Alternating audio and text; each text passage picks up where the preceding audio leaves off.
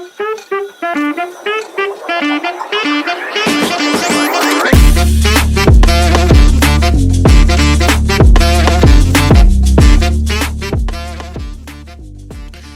does not merely have economical, political, social challenges. It also has leadership preparation deficit. And this is what we want to be discussing in this podcast, the Leadership Lab with Dr. VK. And so a lot of people, when we're talking about leadership, they look at the government or the president and his cabinet. But leadership is not that. It doesn't start with the government. It starts everywhere around us. If you go to the market, there's leadership there. In the hospital, a taxi rank. In homes, we have child-headed households. There's leadership there. We have women-headed households. There's leadership there as well. We have schools. We have churches. There's leadership all around. And leadership is not just about titles or the position or everything that goes around or goes with the leader or the leadership. There's a lot that has to do with leadership, and that's what we want to be talking about. How do you treat other people, the impact that you have in other people? How do you say sorry? How do you apologize when you know that you have gone wrong? How do you give grace to other people that are not gifted as you are as a leader? So when there's a leadership preparation or deficit, what happens is that the people that have the power, now the power exposes their character gaps. And soon emotions replace discipline, egos replace service, and then titles replace purpose. Because there's always a purpose or a reason why somebody's going into leadership. And that's what we want to be discussing in this podcast. There's so many times that people have asked me, how did you get here? Which has shown me that it is not only an issue of Malawi, because everywhere that I've traveled, I've been privileged to have traveled across the world. And everywhere I go, people have been asking me, how did you get here? So people are looking at the leadership or the position. They're looking at the benefits maybe that are associated with that position, but not so much about the responsibilities or the sacrifices that go along with you being a leader. And so we need to talk about those things. What are those issues that now go along with being a leader? What exactly is leadership all about? So leadership for me is a process. It's just not an ad hoc activity that happens on a daily basis. It's a transformational process. There's something that happens in the people that you're leading, but most importantly, there's something that happens to you as a leader. And so it means, therefore, as a leader, you have to have humility. You cannot lead people if you are not humble. There's a lot that goes with that as well, but also about sacrifices. Are you willing to take the hit as a leader? One Julius Nyerere once said, Africa is not poor, it's just poorly managed. And Kwame Nkrumah also said, the greatest tragedy of Africa is that the people that have the power don't have the ideas, and those that have the ideas don't have the power. And that's why when you go on social media, there's a lot of activities there, a lot of ideas there that are being shared by various kinds of people.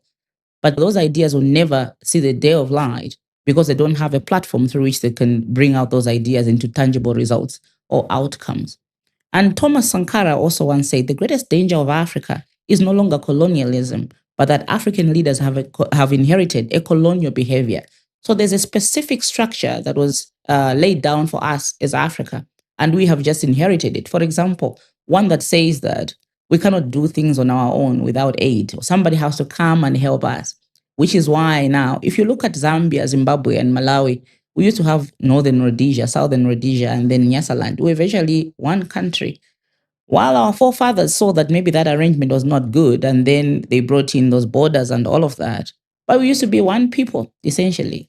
We have our language base is literally the same. Look at our culture, it's the same. The food that we eat is almost the same. But now what is happening is that we are competing instead of integrating or instead of cooperating, which is why Zambia can have fertilizer and it's selling, it will be selling it somewhere else, and then Malawi is struggling with fertilizer.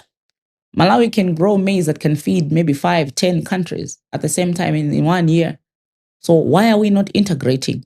Our inability to integrate with each other as African states is not only baffling, but it's also strange. And it is very harmful to business within Africa. And so we need to change that kind of trajectory. So the future African leaders need to start thinking through in terms of how best can we work together? How prepared are we to make Africa great? Because it is an oxymoron to have the greatest resources on the African continent, and yet the poorest person is in Africa. Why must we be exporting our minerals as ore across the world when we can be using the same or leveraging on our mineral resources to industrialize our economies? Those are the things that our young African leaders need to start interrogating and planning, so that once they get those kind of positions, or even now when they get those positions, they'll be changing the trajectory of our African continent. And so for me, we need to ensure that we are having an impact in terms of how maybe even platforms like SADC, COMESA, ECOWAS, but also African Continent Free Trade Area are operating on the African continent to leverage on the resources that Africa already has. And so, as Africa, the truth of the matter is that we are more than capable than we know, and yet we are not using this. If COVID-19 has taught us something, is that as Africa, we are on our own, but also that if we could stand together, there's nothing that we cannot achieve. But we need to be deliberate as far as that is concerned. And that is why we need to intentionally address the leadership deficit that is there now. And so this is why our focus is going to be on that upcoming African leader who says, I want to do some things differently. I want to change things because I have been there and I've seen it. And now I know how we can change some of these things. Like I mentioned before, a lot of people look at government or the president and the cabinet when they're talking about leadership. But I want to show you something. There are about 195 countries in the world. And so, plus or minus, if any government would have about 30 or 40 cabinet members or key leaders, that means out of 195, there are like plus or minus 7,800 leaders. So we have 7,800 leaders in the world that are presiding over the affairs of 8 billion people.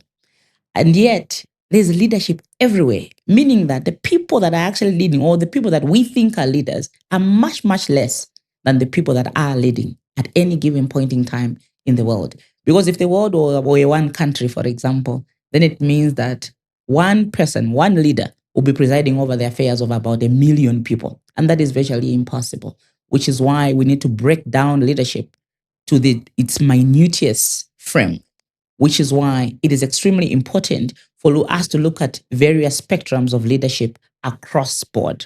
Because leaders, as we know them, they're not in a vacuum. They just don't fall from somewhere. They're part and parcel of the society. But sometimes they're privileged to be distinguished among us, to have those kind of leadership positions. And so we need to look at leadership from everywhere, from across. So there's leadership in homes, in marriages, in workspaces, in businesses, in taxis, also in churches and sports. We need to interrogate that kind of leadership because at the end of the day, an entity, any kind of organization, it will be a reflection of the quality of its leadership culture. And so, what is a leadership? That is why when you go into different organizations, there'll be other things that will be accepted and that they are frowned upon in another institution because every entity would have developed its own leadership culture. But there are some fundamentals that are basic for any other institution. What are those? So, for example, if we're talking about a household, there are absent fathers. Like for me, myself, I grew up without a father from the age of 9. That absence of my father had its own repercussions on our family. So children grow up feeling a sense of rejection, for example, or with a low esteem or with anger issues and all that, that now these are issues or emotions that project later on in life because someone failed to live up to their standards or to their responsibilities as a father. And then there's also the emotionally unavailable leader. President Joyce Banda likes to say that leadership is like a love affair. You need to fall in love with the people that you are leading, you know. So when you fall in love with the people that you are leading, you are emotionally invested or vested in them. It doesn't mean you have to get into the tiny details of their life, but you care enough to know about their welfare, about their emotions, about how they're doing. Because at the end of the day, the people that have a sense of emotional stability, they will give their best even at work. And then there's corruption. Again, when we talk about corruption, people like to look at issues of public resources. Now, there's in Malawi at the moment, there's this Amareli saga, there's all of these things, all these scandals that are happening about how people have been abusing public resources. And that is good. But there's also another kind of corruption of purpose, corruption of stewardship, corruption of conscience. If you are corrupted on purpose, it means anything goes for you. You deviate from the norm. You are no longer focused. Anything goes. Somebody comes, they tell you there's this business idea, this, you start going there. Tomorrow you've changed your mind. Oh, I want to be an accountant. And then tomorrow you want to be an economist. And then, oh, you want to be a lab technician. You're not focused. You have your purpose is corrupted. Or corruption of stewardship, where if they give you resources, you have an inability to look after those resources that have been entrusted in you. And then there's corruption of conscience. Once you don't have any conscience, you are worse than an animal. So you don't have a conscience, you can hurt somebody else. You don't have any responsibility at all. You don't respect another person's space. You can talk about another person without even thinking how that is going to affect another person. You can gossip about another person. You can even kill because your conscience is corrupted. So there's also those kind of corruption. So there is corruption on public resources, corruption about work in workplaces and all that. But there's also this kind of corruption that we need to start interrogating: corruption of stewardship, corruption of conscience, and most importantly, corruption of purpose. A person that does not have purpose in their life, they're just living, just like a tree. Maybe even a tree is important because it gives us fresh air, carbon dioxide. It absorbs our carbon dioxide. It gives us oxygen. But you are just living. You're just existing without living. And then there's also the spirit of entitlement. I remember when I was appointed as a deputy minister of labor in this country, a lot of people said a lot of things. Oh, she has a master's degree, but us, we have 2 master's degrees. She's not even qualified. So that sense of entitlement where we think we deserve better than the other person. But when it comes to leadership, there will be a lot of reasons why somebody will be given a leadership position over and above them being qualified academically. And then I've already spoken about poor stewardship. And this starts early on in life. The Bible says, to whom much has been given, more shall be given. Because when you are faithful in small things, a lot also is added unto you. So if you are a bad steward, you're given money for relish, for example, as a child in a house, and then you go and buy half of that, and then you use the rest to buy sweets, it means you're a bad steward. Now, these are habits that develop over a period of time. So with time, you develop that. So even when you become an accountant, a manager, a director in an institution, even a president, you are still not going to be a good steward because it starts early on, which is why I said it is extremely imperative that we look at leadership from where it starts, not just as it relates to government. This is what we need to inculcate in the spirit of young upcoming leaders in Africa, where they just don't look at leadership as far as it relates to them being in a government or big position, but in terms of how their character is being built as they are preparing to become leaders. And then lack of accountability and lack of preparation. So lack of accountability is connected to the spirit of stewardship, where you're not accountable. You're given a task, you haven't done it. You don't want anyone to come to you and tell you, why is it that this thing wasn't done? You don't want to be accountable to anything. You are feeling, oh, I'm going to do it in my own time. But there are some things that need to be done within a specific frame of time. And so you cannot just be doing things the way you want, because then you need to start your own company maybe. But even if you start your own company, you have clients, for example, or tasks that you have to accomplish. For you to do that, you need to be accountable, even to yourself, and then prepare accordingly. So you cannot be aspiring to become a leader if you're not prepared, if you don't even have an idea of what it entails to be a leader. So in Africa, a lot of people celebrate the position, they celebrate the job, they celebrate the title. They want to look at the visibility that comes along with being a leader, and some of these jobs, they bring along with a lot of media attention. A lot of people look at you, you are in the papers, you're on TV. That is attractive, but no one wants to talk about what responsibilities are attached to you being a leader, the kind of sacrifices, the sleepless nights, and the weight that rests on your shoulder once you become a leader. And over the years, I've been asked this seemingly simple but very powerful question: how did you get here?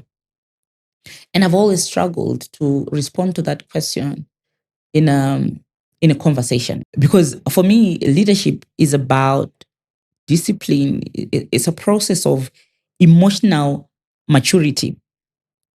Of course, as a leader, you're going to be given names. You're going to be mocked by the people that you're leading. People are going to say all sorts of things about you. Okay. And so the emotional maturity comes in to say, because sometimes these things are going to be said in your face, or you're going to stumble upon them. You don't have to answer to anything, because if you can answer to anything that is thrown at you by the people that you work with, but also the people that are around you in your environment, in your society, then you're not qualified to be a leader. But also, there's a caution to that, especially if you're working under someone.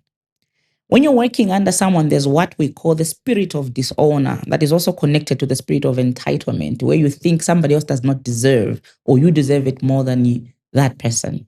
The spirit of dishonor is that which makes us as a people to be looking down on leaders. There's also a scripture in the Bible that says no leadership exists without the endorsement of God. So every leader in every spectrum, everywhere, the heavens have allowed for them to be there. I was listening to a speech by one of our greatest speakers in I think Professor Lumumba. He was saying that people argue that leaders are given to us by God, but I don't think God would give us leaders that would be corrupt, that would steal from us and all that. I don't think those are coming from God. But sometimes God allows other things to happen for a reason. Remember when the children of Israel were crying out for a king, God gave them Saul, who mistreated them very, very heavily. So sometimes God allows other leaders to come. However, that's not what I want to talk about. What I want to talk about is about emotional maturity as a leader, but also about you not being supportive to the leaders that you have been given at a particular time, trying to make your boss look like they are silly, or you are better than them and all of that.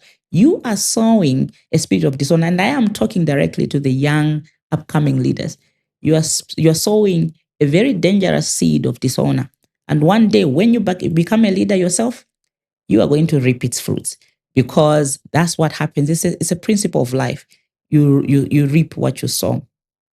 And so when you are working under someone, you are aspiring to be a leader, yes, but you're working under someone. You have one simple task: do your job. That's it.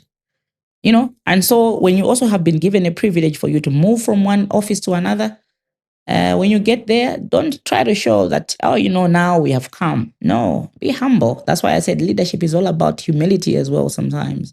So even ask, even those things that you are really good at, something that you are even an authority in, but still ask to say, how do you do these things here?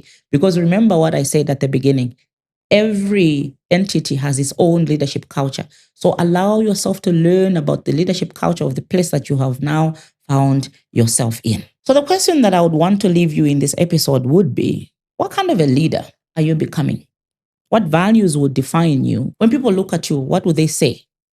What kind of character do you want to build around your leadership?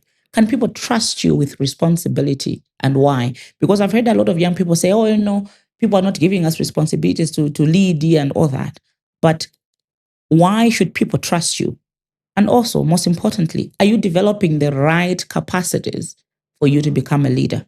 Are you getting ready for you to become a leader? Put yourself in the shoes of a young man that wants to get married, but is still living with their parents until the day of their wedding.